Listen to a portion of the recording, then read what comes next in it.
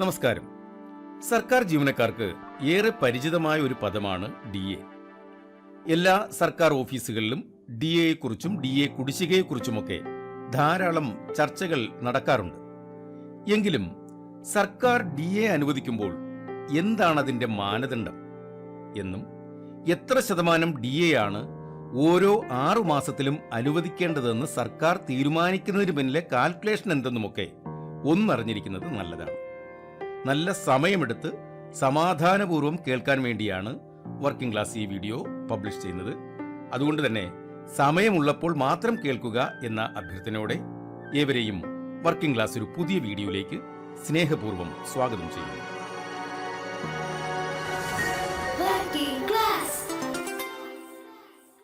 രണ്ടാം ലോക മഹായുദ്ധം അവസാനിച്ച 1945 DA എന്ന വാക്ക് രൂപപ്പെടുന്നത്. അന്ന് അതിന്റെ പേര് ഡിയർ ഫുഡ് അലവൻസ് എന്നായിരുന്നു. യുദ്ധം അവസാനിച്ചപ്പോഴേക്കും ലോകമാകെ വല്ലാത്ത ഭക്ഷ്യക്ഷാമം അനുഭവപ്പെടാൻ തുടങ്ങി. നിശ്ചിതമായ ശമ്പളം മാത്രം കൊണ്ട് പട്ടാളക്കാർക്കും പോലീസുകാർക്കും ഈ ക്ഷാമത്തെ അതിജീവിക്കാൻ കഴിയില്ല എന്ന അവസ്ഥ വന്നപ്പോൾ ലോകരാജ്യങ്ങൾ അവരവരുടെ സൈന്യത്തിനും പോലീസിനും ശമ്പളത്തിനു പുറമെ ഒരു നിശ്ചിത ശതമാനം തുക ഭക്ഷ്യവസ്തുക്കൾ വാങ്ങുന്നതിനായി അനുവദിച്ചു.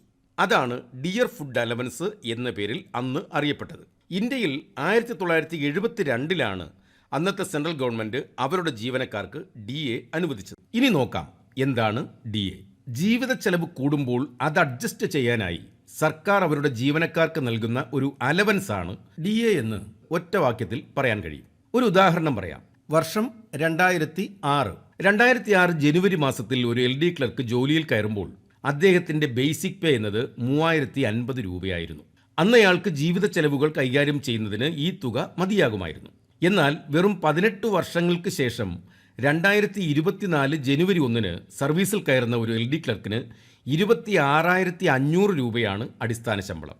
അതായത് 2006 3050 രൂപ കൊണ്ട് സാധിക്കുമായിരുന്നത് 18 വർഷങ്ങൾക്കിപ്പുറം 26,500 രൂപയുണ്ടെങ്കിലേ സാധിക്കൂ എന്നാണ് ഇതിൻ്റെ അർത്ഥം. 2019 മുതലാണ് 26,500 രൂപ അടിസ്ഥാന ശമ്പളമായി നിശ്ചയിച്ചത്. ഇപ്പോൾ 5 വർഷങ്ങൾക്ക് ശേഷവും സർവീസിൽ ആദ്യമായി കയറുന്ന ഒരു ക്ലർക്കിന് ഈ തുക തന്നെയാണ് ബേസിക് പേ.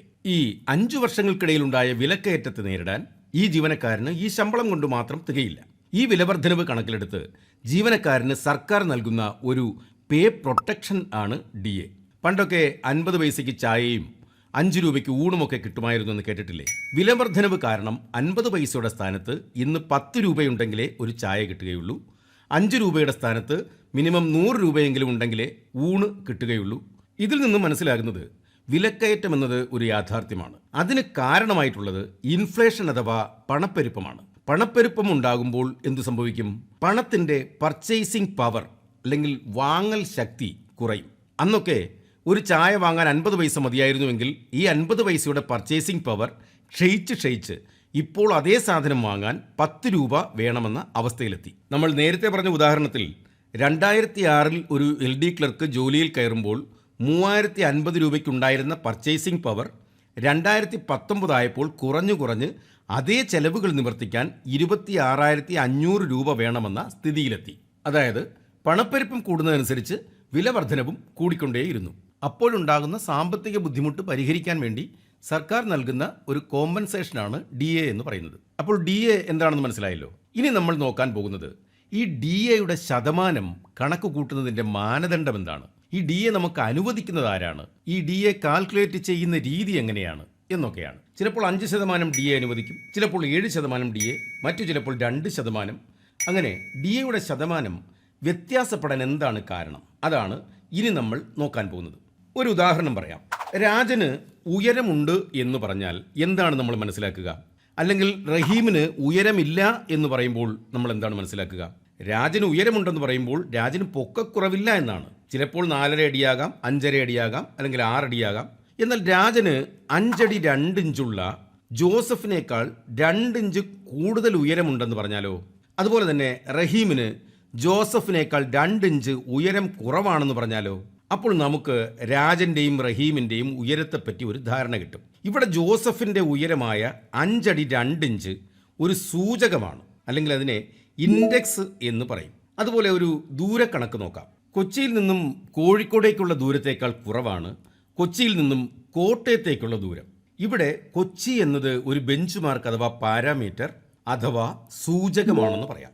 ചുരുക്കത്തിൽ ഒരു താരതമ്യത്തിനായി നമുക്കൊരു ബെഞ്ച് മാർക്ക് അല്ലെങ്കിൽ ഒരു അടിസ്ഥാന മൂല്യം അഥവാ ഇൻഡെക്സ് വേണം. പറഞ്ഞ് കട്ട ഇക്കണോമിക്സിലേക്ക് കയറി പോവുകയാണല്ലോ എന്ന് തെറ്റിദ്ധരിക്കേണ്ട. വളരെ സിമ്പിളാണ്. ഏതു കാര്യവും താരതമ്യം ചെയ്യുന്നതിനായി ഒരു ഇൻഡെക്സ് അല്ലെങ്കിൽ ഒരു ബേസ് വാല്യൂ ഉണ്ടാകണം എന്ന് മാത്രമേ ഇതിനർത്ഥമുള്ളൂ. ഇവിടെ വില നിലവാരം താരതമ്യം ചെയ്യുന്നതിനും എന്ത് വേണം? ഒരു ബേസ് വാല്യൂ അല്ലെങ്കിൽ ഒരു ഇൻഡെക്സ് ഉണ്ടാകണം. ഏതെങ്കിലും ഒരു പ്രത്യേക വർഷത്തെ വിലയാണ് ഇവിടുത്തെ ഇൻഡെക്സ് ആയിട്ട് എടുക്കുന്നത്. ആ പ്രത്യേക വർഷത്തെ വിലയായ ഇൻഡെക്സിനേക്കാൾ എത്ര ശതമാനം വില കൂടുതൽ അല്ലെങ്കിൽ എത്ര ശതമാനം വില കുറവ് എന്നാണ് ഇവിടെ പരിശോധിക്കുന്നത്. ആ വിലയാകുന്ന ഇൻഡെക്സിന് പറയുന്ന പേര് കൺസ്യൂമർ പ്രൈസ് ഇൻഡെക്സ് എന്നാണ്. മലയാളത്തിൽ നമ്മളതിനെ ഉപഭോക്തൃ വില സൂചിക എന്നാണ് പറയുന്നത്. എന്നിട്ട് മനസ്സിലാകുന്നില്ലെങ്കിൽ നമ്മൾ ഈ ഇൻഡെക്സ് എന്ന വാക്ക് തൽക്കാലം അങ്ങ് വിടുകയാണ്. ഞാൻ മറ്റൊരു വാക്ക് പറയുകയാണ്. എല്ലാവർക്കും അറിയാവുന്ന ബാസ്ക്കറ്റ് അഥവാ ഒരു കുട്ട. ഇവിടെ ഒരു ബാസ്ക്കറ്റ് കാണുന്നുണ്ടല്ലോ. ഈ ബാസ്ക്കറ്റിനെ നമ്മൾ മാർക്കറ്റ് ബാസ്ക്കറ്റ് എന്നാണ് വിളിക്കുന്നത്. ഇത് 2016 ഒരു ബാസ്ക്കറ്റാണ്. ഈ ബാസ്ക്കറ്റിലേക്ക് ഞാൻ കുറേ സാധനങ്ങൾ നിറയ്ക്കാൻ പോവുകയാണ്. ഓരോ ദിവസവും നമ്മൾ ഉപയോഗിക്കുന്ന ചില സാധനങ്ങളും ചില സേവനങ്ങളുമൊക്കെയാണ് ഞാനതിൽ നിറയ്ക്കുന്നത്. ഏറ്റവും ആദ്യം നിറയ്ക്കാൻ പോകുന്നത് ആഹാര സാധനങ്ങളാണ്. ആഹാരമില്ലാതെ നമുക്ക് ജീവിക്കാൻ കഴിയില്ല. 2, വസ്ത്രം. അതും വളരെ അത്യന്താപേക്ഷിതമാണ്. നമ്മുടെ നിത്യജീവിതത്തിൽ ആവശ്യമുള്ള സാധനങ്ങളാണ് ഞാൻ ഈ ബാസ്ക്കറ്റിൽ നിറയ്ക്കുന്നത്. ഫ്യുവൽ, പെട്രോൾ, ഡീസൽ, ഗ്യാസ്, ഇതെല്ലാം ഫ്യുവലിൻ്റെ കൂട്ടത്തിൽ വരും. ഇതെല്ലാം നിത്യജീവിതത്തിൽ അത്യന്താപേക്ഷിതമായ സാധനങ്ങൾ തന്നെയാണ്.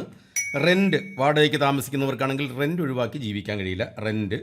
അതുപോലെ തന്നെ ആൽക്കഹോള്, സിഗരറ്റ്, മദ്യപിക്കുന്നവർക്ക് അല്ലെങ്കിൽ നല്ല പുകവലിക്കാർക്ക് ഒക്കെ ഇതും ജീവിക്കാൻ വേണ്ടിയുള്ള സാധനങ്ങൾ തന്നെയാണെന്നാണ് അവർ കരുതുന്നത്. അപ്പോൾ ആൽക്കഹോള്, സിഗരറ്റ്, അപ്പോൾ ഇതെല്ലാം കൂടി ഞാൻ ഈ ബാസ്ക്കറ്റിൽ നിറയ്ക്കുകയാണ്. ഈ പറഞ്ഞ എല്ലാ സാധനങ്ങളും ഒരേ അളവിലാണോ നമ്മൾ ഈ ബാസ്ക്കറ്റിൽ നിറയ്ക്കാൻ പോകുന്നത്? ഒരിക്കലുമല്ല. കാരണം നമുക്ക് ഏറ്റവും കൂടുതൽ വേണ്ടുന്നത് ഏറ്റവും കൂടുതൽ നിറയ്ക്കണം, ഏറ്റവും കുറച്ച് വേണ്ടുന്നത് ഏറ്റവും കുറച്ച് നിറച്ചാൽ മതി. ഈ പൈച്ചാർട്ടിൽ കാണുന്ന അളവിലാണ് നമ്മളിതിൽ ഓരോരോ സാധനങ്ങളും സേവനങ്ങളും നിറയ്ക്കാൻ പോകുന്നത്. നമുക്കിവിടെ ഏറ്റവും കൂടുതൽ വേണ്ടുന്നത് എന്താണ്? സാധാരണഗതിയിൽ ഫുഡ് ആൻഡ് ബിവറേജസ് ആണ് നമുക്ക് ഏറ്റവും കൂടുതൽ വേണ്ടുന്നത്, ഭക്ഷ്യവസ്തുക്കൾ. അടുത്തത് ക്ലോത്തിങ് ആൻഡ് ഫുട്വെയർ ആണ്, നമ്മുടെ വസ്ത്രവും പാദരക്ഷകളുമൊക്കെയാണ്. അതുപോലെ തന്നെ ഫ്യുവൽ, അതും അത്യാവശ്യമാണ്. ഇനിയുള്ളത് റെൻ്റാണ്. വാടകയ്ക്ക് താമസിക്കുന്നവർ എന്തായാലും റെൻറ്റ് കൊടുത്തേ പറ്റുള്ളൂ. പിന്നുള്ളത് ആൽക്കഹോൾ ആൻഡ് ടുബാക്കോയാണ്. ഇതെല്ലാം മാറ്റി നിർത്തിയാൽ ബാക്കി വരുന്ന സാധനങ്ങളെല്ലാം കൂടി മിസ്ലേനിയസിൽ കൂട്ടുന്നു. ഇതെല്ലാം കൂടെ കൂട്ടുമ്പോൾ 100% ഈ ബാസ്ക്കറ്റിൽ നിറച്ചിരിക്കുന്ന സാധനങ്ങളുടെ ആകെ അളവെന്ന് പറയുന്നത്. ഇനി നമ്മൾ ചെയ്യാൻ പോകുന്നത് 2016 ഈ ബാസ്ക്കറ്റിന് അന്ന് എന്ത് വിലയുണ്ടായിരുന്നു എന്ന് നോക്കാൻ പോവുകയാണ്. ഇവിടെ ഒരു സംശയം വന്നേക്കാം. വസ്ത്രങ്ങൾക്ക് ചിലവാക്കുന്നതിനേക്കാൾ കൂടുതൽ തുക ഫ്യുവലിന് ചിലവാക്കുന്നവരുണ്ടാവാം, അല്ലെങ്കിൽ വസ്ത്രങ്ങൾക്ക് ചിലവാക്കുന്നതിനേക്കാൾ കൂടുതൽ തുക മദ്യത്തിന് ചിലവാക്കുന്നവരുണ്ടാകാം. ഇനി ആഹാരത്തിന് ചിലവാക്കുന്നതിനേക്കാൾ കൂടുതൽ തുക മദ്യത്തിനായി ചിലവഴിക്കുന്ന കുറച്ച് പേരെങ്കിലും ഉണ്ടാകാം. അപ്പോൾ ആഡംബരത്തിനും മദ്യത്തിനുമൊക്കെ കൂടുതൽ തുക ചിലവാക്കുന്ന അവരെല്ലാം നമ്മളങ്ങ് ഒഴിവാക്കുകയാണ് ഈ കൂട്ടത്തിൽ നിന്ന്. നമ്മളിവിടെ പൊതുവായി എന്താണ് നടക്കുന്നത് എന്നത് മാത്രമാണ് കണക്കിലെടുക്കുന്നത്. അതിനു മുമ്പ് ഒരു ചെറിയ കാര്യം കൂടി പറഞ്ഞു പോകേണ്ടതുണ്ട്. ഇപ്പോൾ ഈ വിലക്കയറ്റം ഇന്ത്യയിലെ എല്ലാ സംസ്ഥാനങ്ങളിലും ഒരുപോലെയാണോ? അല്ലെങ്കിൽ എല്ലാ മേഖലകളിലും ഒരുപോലെയാണോ? ഇപ്പോൾ തമിഴ്നാട്ടിൽ തക്കാളിക്ക് 10 രൂപ വിലയുള്ളപ്പോൾ കേരളത്തിൽ 50 രൂപ 60 രൂപയ്ക്ക് വരാറുണ്ട്. മഹാരാഷ്ട്രയിൽ തുണിക്ക് 500 രൂപ വിലയുള്ളപ്പോൾ അതേ തുണിക്ക് നമ്മുടെ കേരളത്തിൽ 1000 രൂപയായിരിക്കും ചിലപ്പോൾ വില. അങ്ങനെ വരുമ്പോൾ ഒരേ CPI എങ്ങനെ എല്ലായിടത്തും ബാധകമാകും? ഇത്രയും വ്യത്യസ്തതയുള്ള ഒരു ഡെമോഗ്രഫിയുള്ള രാജ്യമാണ് നമ്മുടെ ഇന്ത്യ. അവിടെ ഈ ഒരു ഏകീകൃത CPI നടപ്പിലാക്കാൻ വലിയ ബുദ്ധിമുട്ടുണ്ട്. അതുകൊണ്ട് CPI 4 രീതികളിലാണ് കാൽക്കുലേറ്റ് ചെയ്യപ്പെടുന്നത്. 1 CPI four agriculture labourers, 2 CPI four rural labourers, 3 CPI for industrial workers, 4 four rural urban combined. നമുക്കിവിടെ DA കാൽക്കുലേറ്റ് ചെയ്യുന്നതിന് ഇൻഡസ്ട്രിയൽ വർക്കേഴ്സിൻ്റെ CPI IW ആണ് യൂസ് ചെയ്യുന്നത്. ഇൻഡസ്ട്രിയൽ വർക്കേഴ്സിൻ്റെ DA കാൽക്കുലേറ്റ് ചെയ്യുന്ന അതേ കണക്കിൽ തന്നെയാണ് നമ്മൾ സർക്കാർ ജീവനക്കാരുടെയും DA കാൽക്കുലേറ്റ് ചെയ്യുന്നത്. രാജ്യത്തെ പൊതുവായ വിലക്കയറ്റത്തിന് റൂറൽ അർബൻ കമ്പൈൻഡ് എന്ന രീതി ഉപയോഗിക്കുമ്പോൾ സർക്കാർ ജീവനക്കാർക്ക് ഇൻഡസ്ട്രിയൽ വർക്കേഴ്സ് എന്ന CPI ആണ് യൂസ് ചെയ്യുന്നത്. അതിൻ്റെ ബേസ് ഇയർ എന്ന് പറയുന്നത് 2016 ആണ്. ഇതാണ് പ്രധാനമായും നമ്മൾ മനസ്സിൽ ഓർത്തിരിക്കേണ്ടത്. 2016 സർക്കാർ ജീവനക്കാരുടെ DA കാൽക്കുലേറ്റ് ചെയ്യുന്നതിൻ്റെ ബേസ് ഇയർ. രാജ്യത്തെ പൊതുവായ വിലക്കയറ്റം ചർച്ച ചെയ്യുമ്പോൾ 2012 ബേസ് ഇയറായി വരുന്നത്. അതുകൊണ്ട് കൺഫ്യൂഷൻ ഉണ്ടാവേണ്ട. 2016 ബേസ് ഇയർ ആയിട്ടെടുത്താണ് നമ്മളിവിടെ DA കാൽക്കുലേറ്റ് ചെയ്യാൻ പോകുന്നത്. നേരത്തെ ഇത് 2001 ആയിരുന്നു. ബേസ് ഇയർ മുൻപും പുതുക്കി നിശ്ചയിച്ചിട്ടുള്ളതാണ്. 1944 നിന്ന് 49ആയും 49 നിന്നും 1960ആയും 60 നിന്ന് 82ആയും 1982 നിന്നും 2001ആയും മാറുകയാണ് ചെയ്തത്. ആ 2001 ഇപ്പോൾ പുതുക്കി നിശ്ചയിച്ചിരിക്കുന്നത് 2016 ഇനി നമുക്ക് നേരെ CPI കാൽക്കുലേറ്റ് ചെയ്യാൻ നോക്കാം. അതിനൊരു ഫോർമുലയുണ്ട്. Cost of the market basket in current year divided by cost of the market basket in the base year multiple by 100 ആണ് ആ ഫോർമുല. അതായത് ആ മാർക്കറ്റ് ബാസ്ക്കറ്റിലുള്ള സാധനങ്ങൾക്ക് 2016 എന്ത് വിലയുണ്ടായിരുന്നു എന്ന് ആദ്യം കാൽക്കുലേറ്റ് ചെയ്യുക. അതിനുശേഷം അതേ സാധനം അതേ ക്വാണ്ടിറ്റി 2024 വാങ്ങുമ്പോൾ അതിന് എന്ത് വിലയാകും എന്ന് കാൽക്കുലേറ്റ് ചെയ്യുക. നമുക്കിവിടെ 2016 ഇതിന് 600 രൂപ വിലയുണ്ടായിരുന്നു എന്ന് വയ്ക്കുക. 2024 ആയപ്പോൾ അതിൻ്റെ വില 850 കരുതുക. അപ്പോൾ 2024 വിലയായ 850 ഡിവൈഡഡ് ബൈ 2016 വിലയായ 600 മൾട്ടിപ്പിൾ ബൈ 100 ഇതാണ് നമ്മൾ കാൽക്കുലേറ്റ് ചെയ്യാൻ പോകുന്നത്. അപ്പോൾ നമുക്ക് 141 ആണ് കിട്ടിയിരിക്കുന്നത്. അപ്പോൾ 2024 കൺസ്യൂമർ പ്രൈസ് ഇൻഡെക്സ് കിട്ടിയിരിക്കുന്നത് 141 ആണ് എന്ന് വയ്ക്കുക. നമ്മളിവിടെ ഒരു എക്സാമ്പിളാണ് എടുത്തിരിക്കുന്നത്. ഓരോ മാസവും ഈ CPI പുതുക്കി നിശ്ചയിക്കാറുണ്ട്. കേന്ദ്ര സർക്കാരിൻ്റെ ലേബർ ആൻഡ് എംപ്ലോയ്മെൻറ്റ് മിനിസ്റ്ററുടെ കീഴിലുള്ള ലേബർ ബ്യൂറോ ആണ് ഇത് ഓരോ മാസവും പുതുക്കി നിശ്ചയിക്കുന്നത്. നമുക്ക് ഓരോ മാസത്തെയും CPI ഒന്ന് ചെക്ക് ചെയ്താലോ? അതിനുവേണ്ടി നമുക്ക് ലേബർ ബ്യൂറോയുടെ സൈറ്റിലേക്ക് കയറാം. അതിനായി നമ്മൾ ഏതെങ്കിലും ഒരു ബ്രൗസറിൽ ലേബർ ബ്യൂറോ എന്ന് ടൈപ്പ് ചെയ്യുകയാണ്. ഇതാണ് ലേബർ ബ്യൂറോയുടെ ഒഫീഷ്യൽ വെബ്സൈറ്റിൻ്റെ ഹോം പേജ്. ഇതിൽ പല കാര്യങ്ങളും നമുക്കറിയാൻ കഴിയും. ജസ്റ്റ് ഒന്ന് വായിച്ച് നോക്കിയൊക്കെ ഇത് പെട്ടെന്ന് ലോഗ് ഔട്ട് ആവുന്നത് കൊണ്ടാണ് ഞാൻ നേരെ വീഡിയോയിലേക്ക് പോകുന്നത്. ഇവിടെ നോക്കുക, CPI-EW ഫോർ സെപ്റ്റംബർ 2024 ഇപ്പോൾ പബ്ലിഷ് ചെയ്തിട്ടുണ്ട്. നമുക്ക് വേണ്ടുന്നത് ഒരു 12 മാസത്തെ CPI ആണ്. അതിന് തൊട്ട് താഴേക്ക് വരിക, ഡാഷ്ബോർഡിൽ CPI industrial workers all India select ചെയ്യുന്നു, ക്ലിക്ക് ചെയ്തു. അപ്പോൾ ഇതുപോലൊരു പേജിലാണ് എത്തിയിരിക്കുന്നത്. ഇവിടെ നമുക്ക് ബേസ് ഇയർ സെലക്ട് ചെയ്യാം. 2016 ഫ്രം ഏത് മാസം തൊട്ടുള്ളതാണ്? നമുക്ക് ജൂലൈയിലാണ് കഴിഞ്ഞ DA കേന്ദ്ര ഗവൺമെൻറ് അനുവദിച്ചത്. അപ്പോൾ ആ ജൂലൈ തൊട്ട് അതിന് പുറകോട്ടുള്ള 12 മാസങ്ങളുടെ CPI ആണ് എടുക്കേണ്ടത്. അപ്പോൾ 2023 ജൂൺ മുതൽ 2024 ജൂലൈ വരെയുള്ള പീരീഡാണ് നമ്മൾ എടുക്കാൻ പോകുന്നത്. ഇവിടെ ഓൾ ഇന്ത്യയാണ് നമ്മൾ സെലക്ട് ചെയ്യുന്നത്. അതിനുശേഷം റിപ്പോർട്ട്സ് ഗ്രൂപ്പ് ഇൻഡെക്സ് സെലക്ട് ചെയ്യുന്നു, സബ്മിറ്റ് ചെയ്യുന്നു. ഇനി നമുക്കിത് ഏത് ഫോർമാറ്റിൽ വേണം എന്നുള്ളതാണ്. എക്സൽ വേണോ, CS വേണോ, PDF വേണോ? ഞാൻ ആദ്യം PDF ആണ് ഡൗൺലോഡ് ചെയ്യാൻ പോകുന്നത്. PDF സെലക്ട് ചെയ്യുന്നു. ഇവിടെ അത് ഡൗൺലോഡായി വന്നിട്ടുണ്ട്. ഞാനത് ഓപ്പൺ ചെയ്യുകയാണ്. ഇതാണ് 2023 ജൂലൈ മുതൽ 2024 ജൂൺ വരെയുള്ള CPI എന്ന് പറയുന്നത്. ഇത് ലേബർ ബ്യൂറോ ആണ് ഈ ഇൻഡെക്സ് കാൽക്കുലേറ്റ് ചെയ്തിരിക്കുന്നത്, മനസ്സിലാക്കുക.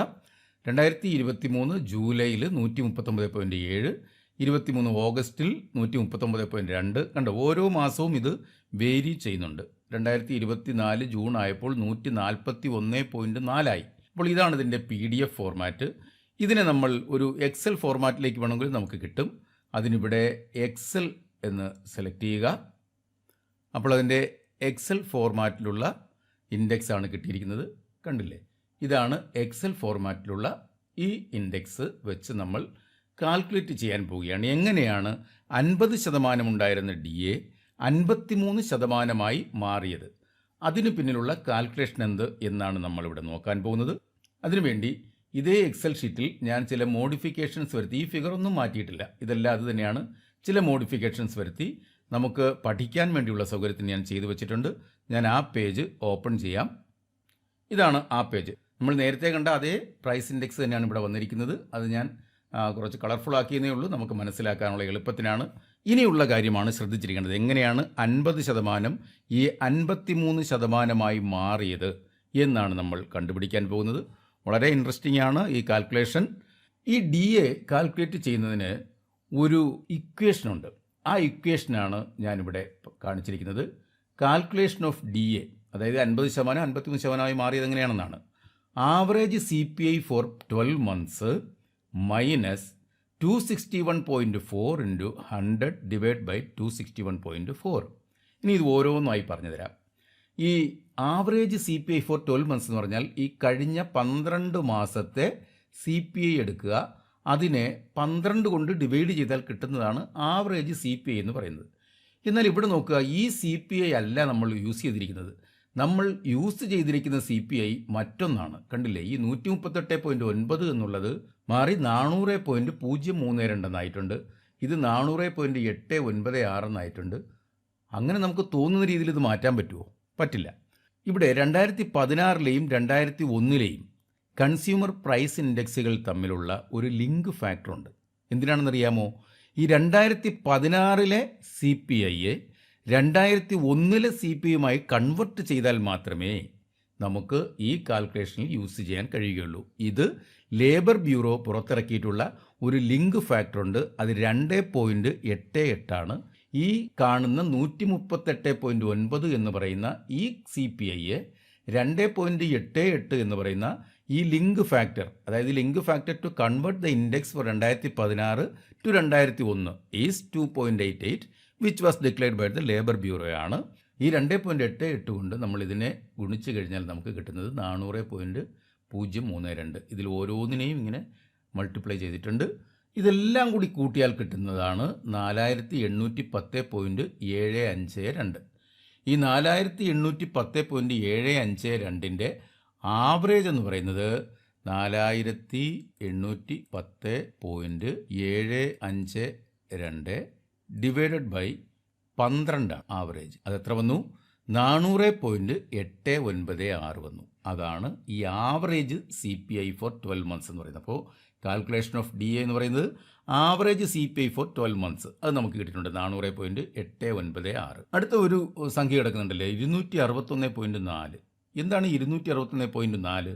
ഇതും ലേബർ ബ്യൂറോ പ്രഖ്യാപിച്ചിരിക്കുന്ന ഒരു കോൺസ്റ്റൻറ്റ് ഫിഗറാണ്. ഇതെന്ന് പറഞ്ഞു കഴിഞ്ഞാൽ difference between average CPI and base index ആണ്.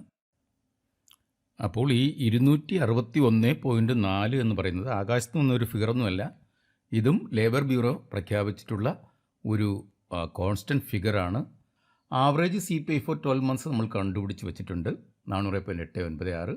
അതിൽ നിന്നും ഈ 261.4 മൈനസ് ചെയ്യുക. അതിനെ 100 കൊണ്ട് മൾട്ടിപ്ലൈ ചെയ്തതിന് ശേഷം അതിനെ വീണ്ടും 261.4 കൊണ്ട് ഡിവൈഡ് ചെയ്യുക. ഇതാണ് നമ്മളിനി ചെയ്യാൻ പോകുന്നത്. കാൽക്കുലേറ്റർ എടുക്കാം. ഇവിടെ average CPI for 12 months 400.896 400.896 minus 261.4 261.4 എത്ര കിട്ടി? 139.496. അതിനെ എത്ര കൊണ്ട് മൾട്ടിപ്ലൈ ചെയ്യണം? ആദ്യം 100 കൊണ്ട് മൾട്ടിപ്ലൈ ചെയ്തു. ഇങ്ങനൊരു ഫിഗറാണ് കിട്ടിയത്. അതിനെ 261.4 കൊണ്ട് ഡിവൈഡ് ചെയ്യണം. Divided by 261.4. 261.4 എന്താണെന്ന് നമുക്കറിയാം.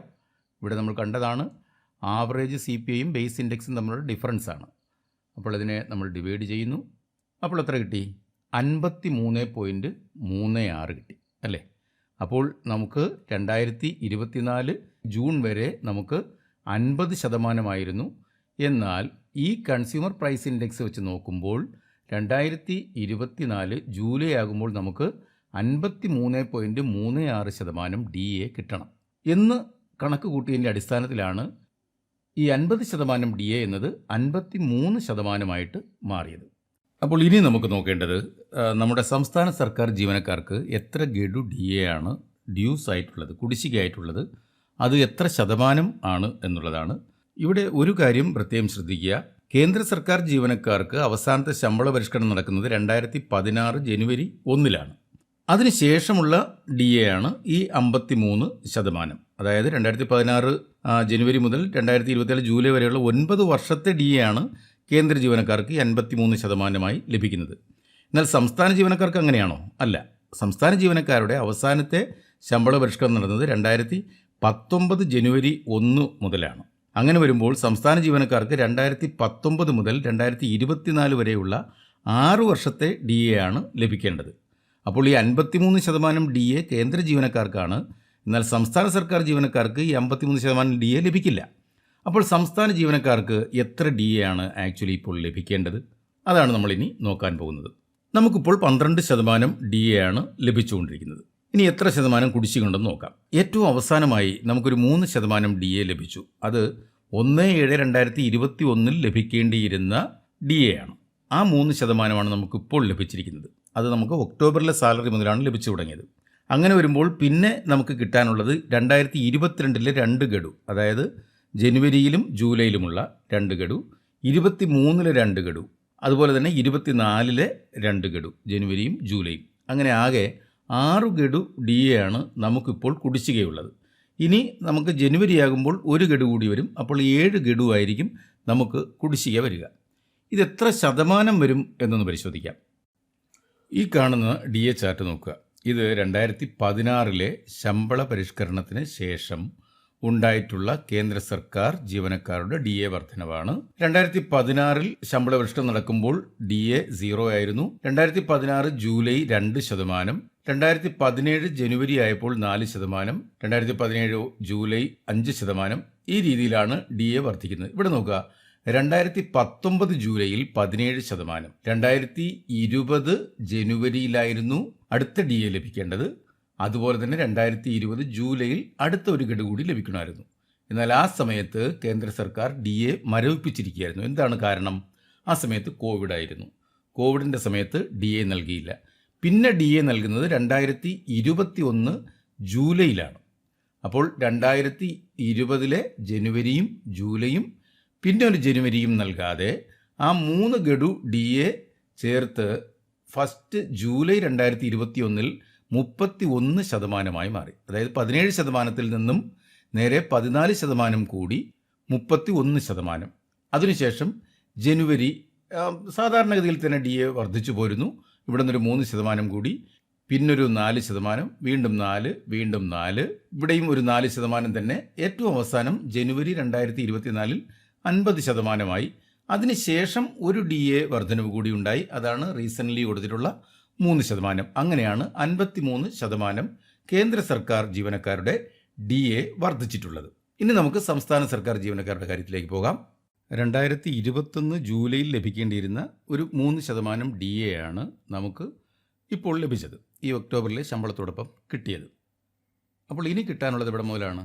ഇനി വേണ്ടുന്നത് ഫസ്റ്റ് ജനുവരി 2022 ഇവിടെ 31 നിന്നും 34% മാറി, അതായത് 3%. അതിനുശേഷം ഫസ്റ്റ് ജൂലൈ 2022, അതായത് 4% ഇവിടെ വർധന ഉണ്ടായിട്ടുണ്ട്.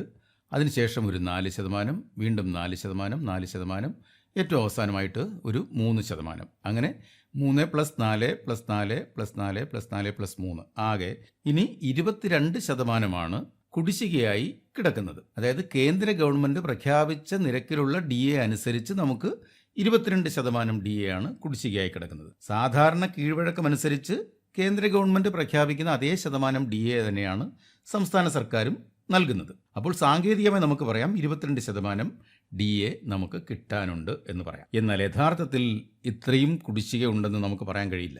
DA പ്രഖ്യാപനം ഓരോ സംസ്ഥാനങ്ങളുടെയും വിവേചനാധികാരമാണ്. കേന്ദ്ര സർക്കാർ 3% DA വർദ്ധിപ്പിച്ചു എന്ന് വെച്ച് സംസ്ഥാനവും അതേ നിരക്കിൽ DA നൽകണമെന്ന് നിയമം അനുശാസിക്കുന്നില്ല. DA എന്നത് ജീവനക്കാരുടെ അവകാശമാണ്, അത് ശരിയാണ്. പക്ഷേ അതിൻ്റെ നിരക്ക് സംസ്ഥാനത്തിൻ്റെ സാമ്പത്തിക സ്ഥിതിയും സർക്കാരിൻ്റെ പോളിസിയും അനുസരിച്ച് കൂടുകയോ കുറയുകയോ ചെയ്യാം. അതാണ് നേരത്തെ പറഞ്ഞത്, DA കുടിശ്ശിക 22% ഉറപ്പിച്ച് പറയാൻ കഴിയില്ല. കീഴ്വഴക്കമനുസരിച്ച് 22% കുടിശ്ശികയുണ്ട് എന്ന് പറയാം. എന്നാൽ കുടിശ്ശിക ഗഡുക്കളുടെ എണ്ണം 6 തന്നെയാണ്. അത് നമ്മൾ നേരത്തെ കണ്ടതുമാണ്. അപ്പോൾ ഇതാണ് DA കുടിശ്ശികയെക്കുറിച്ച് പറയാനുള്ളത്.